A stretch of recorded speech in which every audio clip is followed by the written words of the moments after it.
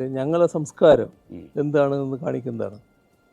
ഇപ്പോൾ LDF സർക്കാരുള്ളത് കൊണ്ടാണല്ലോ കേരളം രാജ്യത്ത് അഴിമതി ഏറ്റവും കുറഞ്ഞ സംസ്ഥാനമായി മാറിയത്.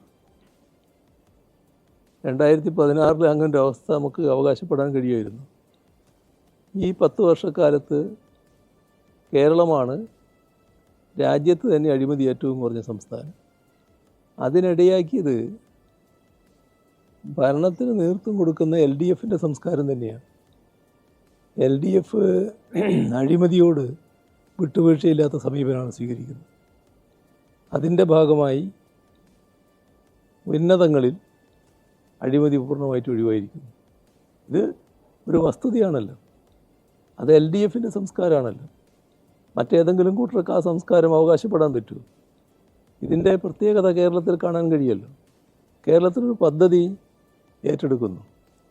ആ പദ്ധതിക്ക് വേണ്ടി ചെലവഴിക്കേണ്ട തുക പൂർണ്ണമായിട്ട് അതിന് ചെലവഴിക്കുകയല്ലേ. അതെ, നമ്മൾ അറിയാലോ മറ്റു പല കാര്യങ്ങളും. വിഹിതം നിശ്ചയിച്ചു പോകുന്നവരില്ലേ, ആദ്യമേ തന്നെ വിഹിതം കൊടുത്തുകൊണ്ട് തുടങ്ങുന്ന സ്ഥലങ്ങളില്ലേ. ഇതൊക്കെ കേരളത്തിൽ എത്തുമ്പോൾ അവരെല്ലാം അത്ഭുതപ്പെടുകയല്ലേ, ഇങ്ങനെയൊരു നാടുണ്ട് എന്ന് മനസ്സിലാക്കി. അപ്പോൾ LDFൻ്റെ ഞങ്ങളുടെ ഒരു സംസ്കാരമുണ്ട്. ആ സംസ്കാരം അഴിമതിയെ പ്രോത്സാഹിപ്പിക്കുന്നതല്ല. അതുകൊണ്ട് തന്നെ ഭരണം അഴിമതി വളർത്തി എന്ന നില ഞങ്ങൾക്ക് ബാധകമാകുന്ന കാര്യമല്ല. കാരണം ഇതാണ് അനുഭവം. ഇതിനകത്ത് ശരിക്കും കേരളത്തിൽ ഈ കഴിഞ്ഞ 10 വർഷത്തിനിടയിൽ കേരളത്തിലെ മന്ത്രിമാരെ കുറിച്ചൊന്നും അങ്ങനെ ഒരു അഴിമതി ആരോപണം വന്നിട്ടില്ല. അങ്ങനെ കാരണം ഇതിനകത്ത് ഇപ്പോൾ ഒരു കക്ഷി രാഷ്ട്രീയത്തിനൊക്കെ അപ്പുറം പണത്തോട് താല്പര്യം മനുഷ്യന് വരാം.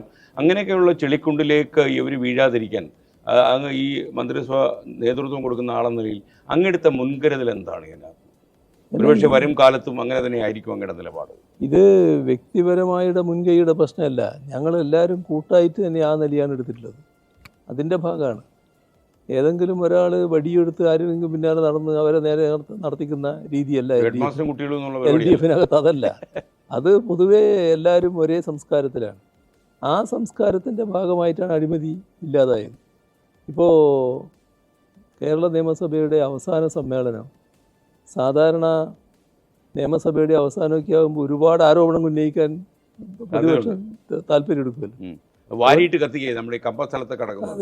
ഒരാരോപണം ഉന്നയിക്കാൻ തയ്യാറായില്ല.